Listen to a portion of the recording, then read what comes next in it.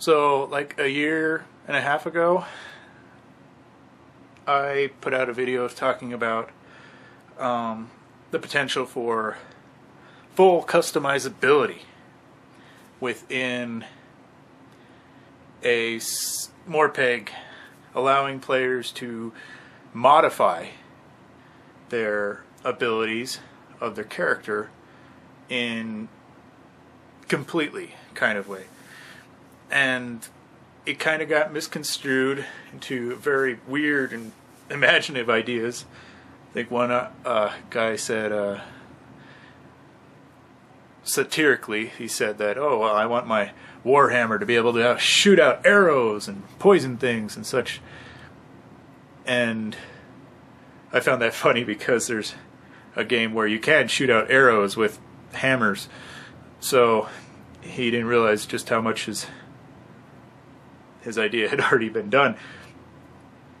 But that's not what I was talking about, and a lot of people did not fully understand what I was saying, mostly due to, again, imagination. Sort of like when TV shows do a show about a specific MMORPG, but they obviously never played it.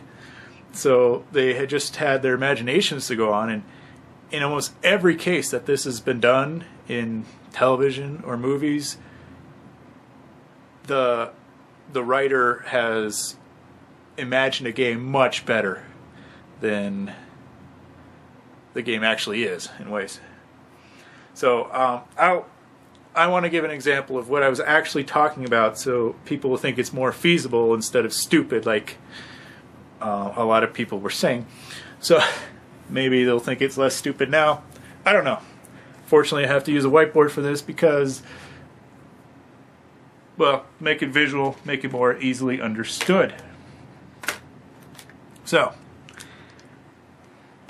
let's start off real simple. Let's say you have different stages to each ability, and that's how you customize them, right? Now, can you see that? Whatever. You get the idea. In the first stage, let's say you shoot out a ball of purple, fire, whatever you want to call it. You shoot out a ball of purple, and you could just leave it there, and that would be your purple ball ability, and it would do a certain amount of damage and cost a certain amount and have a certain amount of time to it, whatever.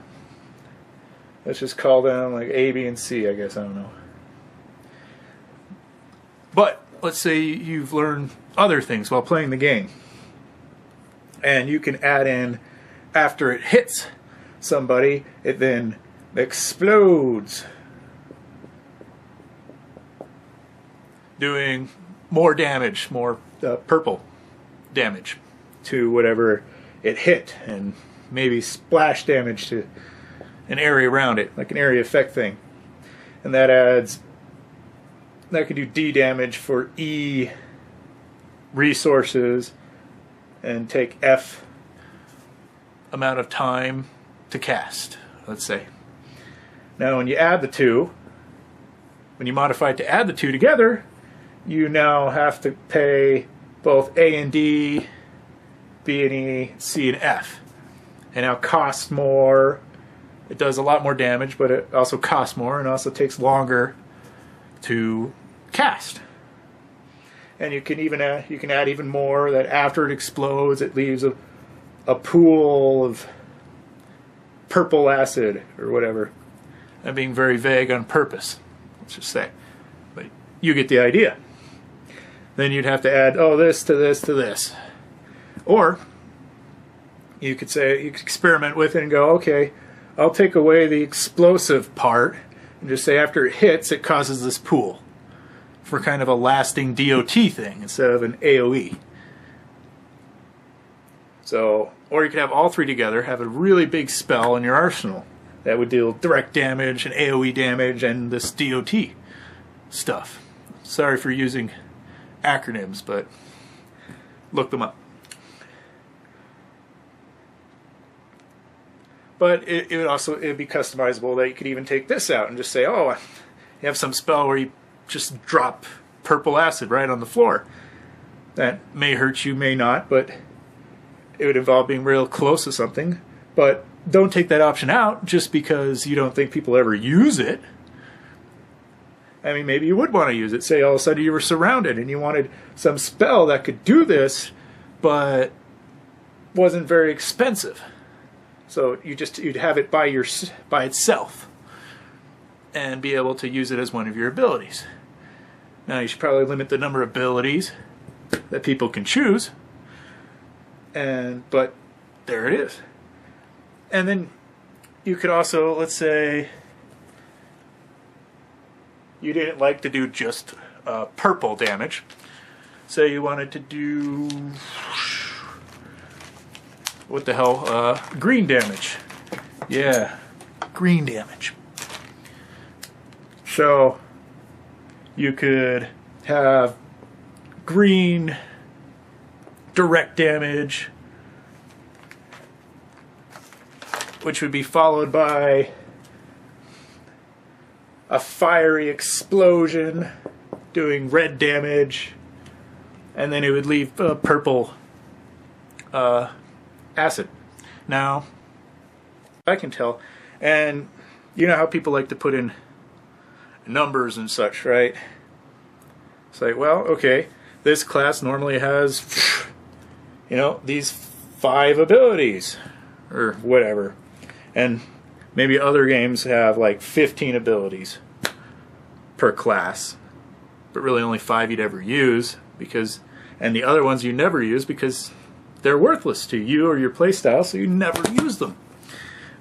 But when you add customizability, let's just say you had 5 possible moves or differences in each block. So 5, and so you could do 5 and then 5, 5, 5. For each big spell, it would be 5 to the 4th, whatever huge number that is. For each one with just 3, it's 5 to the 3, 5 to the 2, so on. But it's even more than that because you can change the order of what you choose. Should be even more fun. But then it's even more than that because of all these extra abilities you can add in to change the damage type or the cost or the speed or whatever extra ability it happens to do. Maybe it stuns people or confuses them or paralyzes, whatever. Depends on the game, right? And as a result, instead of just 5 abilities that you have options with, you have millions upon millions, and people will feel truly unique. Nobody would have probably nobody would really have the exact same choices unless there was some horrible imbalance put into the game, which you should fix beforehand, obviously. And everyone would feel unique. You wouldn't have all these pre-made setups already on the internet of, you know, the 5 best strategies you could possibly do in this game, and everybody, the majority of the population, doing that. No, now you'd have anything, and no matter who you went up against in PvE or whatever, you would not know what they chose exactly until you started fighting them and seeing what they had. And it also allows people to fool themselves as well, which I always liked. What I call a baseball bat syndrome, where the hitter keeps swinging and missing, and then he changes out his bat because he obviously can't change himself. He's not going to get more skill all of a sudden, but so the only thing he can think of is changing his bat. Now, you allow that into a MMORPG as well. And people have a lot of fun with that instead of just getting frustrated. Because when they don't have the skill or the reflexes or whatever they need to defeat the monster or the player or whatever, it's really frustrating because there's not much you can do about it. Except, in most games, go out for hours and try and get better gear, just so that... And that's the only thing you can do about it. And quite frankly, it's getting old. With this, now they can do a lot about it. They can modify their stuff, change the way they play, change the way other abilities play for them, figure out unique things that the enemy just never would have thought of, you know? And would allow them to do their baseball bat syndrome. And they constantly have that feeling that they can do something to make themselves a better player. And instead of just getting frustrated and cursing at the game and going home, they would be able to customize and have fun doing that. And it's one of the main reasons people like crafting and such. And with this, I already showed you can mix the two, crafting and customizing your abilities. But, whatever. Maybe people still think it's stupid and would rather everybody just tell them what their abilities are and whatever. I don't know. But that was my idea. Sorry I had to go into depth on it, but I really wanted people to understand what I was trying to get at. And if you still think it's stupid, fine, whatever. But at least you know what you think is stupid is actually what I was thinking of. Bye.